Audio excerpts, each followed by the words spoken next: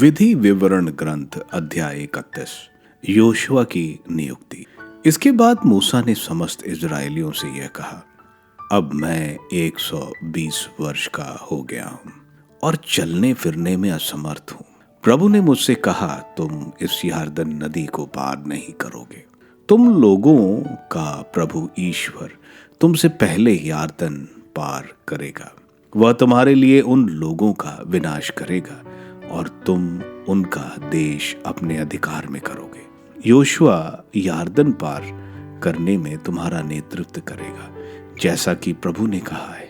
प्रभु उन लोगों का विनाश करेगा जैसा कि उसने अमेरियों के राजा सिहोन और ओग का तथा उनके देश का विनाश किया है।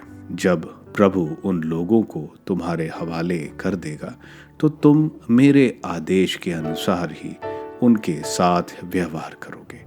दृढ़ बने रहो और ढारस रखो, भयभीत ना हो और उनसे मत डरो, क्योंकि तुम्हारा प्रभु ईश्वर तुम्हारे साथ चलता है। वह तुम्हारे विनाश नहीं करेगा और तुमको नहीं छोड़ेगा। तब मूसा ने योशुआ को बुलाया और सभी इजरायलियों के सामने उससे कहा, दृढ़ बने रहो और ढारस रखो। तुम इन लोगों को उस देश ले चलोगे जिसे प्रभु ने शपथ खाकर उनके पूर्वजों को देने की प्रतिज्ञा की है। तुम उस देश को उनके अधिकार में दे दोगे। प्रभु तुम्हारे आगे आगे चलेगा और तुम्हारे साथ रहेगा। वह तुम्हें निराश नहीं करेगा और तुमको नहीं छोड़ेगा। भयभीत ना हो और मत डरो। संहिता का पाठ। मूसा ने यह संहिता लिखकर इसे विधान की मंजूषा ढोने वाली लेवी वंश के याजकों और इजराइल के नेताओं को दिया। मूसा ने उन्हें यह आदेश भी दिया, प्रत्येक 7वें वर्ष ऋण मुक्ति के वर्ष शिविर पर्व के अवसर पर सब इजरायली तुम्हारे ईश्वर के सामने उस स्थान पर जिसे वह चुनेगा एकत्रित होंगे। तब तुम उन्हें इस संहिता का पाठ पढ़कर सुनाओगे। तुम सब लोगों को, क्या पुरुषों, क्या स्त्रियों, क्या बच्चों तथा अपने नगर में रहने वाले प्रवासियों को, सबको इकट्ठा करोगे, जिससे वह सुन सकें। प्रभु तुम्हारे ईश्वर पर श्रद्धा रखना सीखो और इस संहिता के शब्दों का सावधानी से पालन करो। उनके बच्चे जो ये संहिता नहीं जानते, इसे सुने और प्रभु तुम्हारे ईश्वर पर तब तक श्रद्धा रखना सीख लें जब तक तुम उस देश में रहोगे जिसे अधिकार में करने तुम यरदन पार करने वाले हो। इजराइल का विद्रोह। प्रभु ने मूसा से कहा, देखो तुम्हारी मृत्यु का समय निकट है। तुम यहोशुआ को बुलाकर उसके साथ दर्शन कक्ष में प्रवेश करो, जिससे मैं उसे नियुक्त करूं। मूसा और यहोशुआ जाकर दर्शन कक्ष में उपस्थित हुए। प्रभु ने शिविर में मेघखंड के रूप में दर्शन दिए। मेघखंड दर्शन कक्ष के द्वार के ऊपर ठहर गया। प्रभु ने मूसा से कहा, देखो अब तुम अपने पूर्वजों के पास चिर निद्रा में विश्राम करोगे।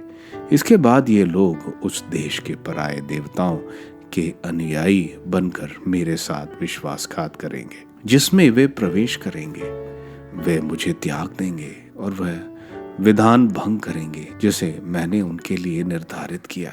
उस दिन मेरा क्रोध उनके विरुद्ध प्रज्वलित हो उठेगा। मैं उन्हें त्याग दूंगा और उन पर से अपनी कृपा दृष्टि हटाऊंगा। इससे उनका सर्वनाश हो जाएगा। बहुत सी विपत्तियां और कष्ट उन पर टूट पड़ेंगे और उस दिन वे पूछेंगे, क्या ये विपत्तियां हम पर इसलिए पड़ी हैं कि हमारा ईश्वर हमारे साथ नहीं है? उनके सब कुकर्मों और पराये देवताओं की उनकी भक्ति के कारण मैं अवश्य उन पर से अपनी कृपा दृष्टि हटाऊंगा। अब यह भजन लिखकर इजरायलियों को सिखाओ और इसे कंठस्थ करा दो, जिससे यह भजन इजरायलियों के विरुद्ध मेरे पक्ष में साक्ष्य दे। जब मैं उन्हें उस देश पहुंचा दूंगा जिसे देने का मैंने उनके पूर्वजों को शपथ पूर्वक वचन दिया है, वह देश जिसमें दूध और मधु की नदियां बहती हैं और जब वे वहाँ खाते पीते हुए फलेंगे फूलेंगे, तब वे पराए देवताओं के अनुगामी बनकर उनकी पूजा करने लगेंगे और मेरा परित्याग कर मेरा विधान भंग करेंगे। तब यदि उन पर बहुत सी विपत्तियां और कष्ट टूट पड़ेंगे, तो यह भजन जो उनके वंशजों को कंठस्थ होगा, उनके विरुद्ध इस बात का साक्ष्य देगा, मैंने उन्हें अब तक उस देश नहीं पहुंचाया जिसे उन्हें देने की मैंने शपथपूर्ण प्रतिज्ञा की है, किंतु मैं जानता हूं कि वे क्या करना चाहते हैं। इसलिए उस दिन मूसा ने यह वचन लिखकर उसे इज़राइल के लोगों को सिखाया। नून के पुत्र योशुआ को आदेश देकर प्रभु ने कहा, दृढ़ बने रहो और ढारस रखो, तुम लोगों को उस देश ले जाओगे जिसे देने का मैंने उन्हें शपथ पूर्वक वचन दिया था। मैं तुम्हारे साथ रहूंगा। संहिता का ग्रंथ विधान की मंजूषा में, इस संहिता के ये शब्द ग्रंथ में लिख चुकने के बाद मूसा ने प्रभु के विधान की मंजूषा ढोने वाले लेवियों को यह आदेश दिया, संहिता का यह ग्रंथ प्रभु अपने ईश्वर के विधान की मंजूषा में रखो। यह वहां तुम लोगों के विरुद्ध साक्ष्य देगा।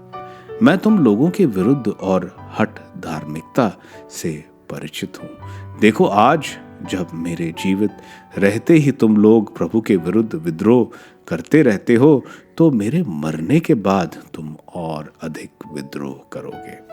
भजन के लिए लोगों की सभा। अब मेरे सामने अपने सब वंशों के नेताओं और अपने सचिवों को एकत्रित करो।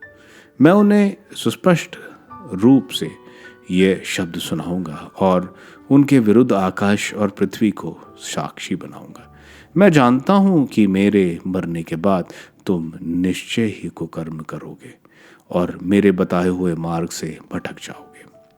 भविष्य में विपत्तियां तुम पर आ पड़ेंगी, क्योंकि तुम वही करोगे जो प्रभु की दृष्टि में बुरा है और अपने हाथ की कृतियों से अपना उसका क्रोध प्रज्वलित करोगे।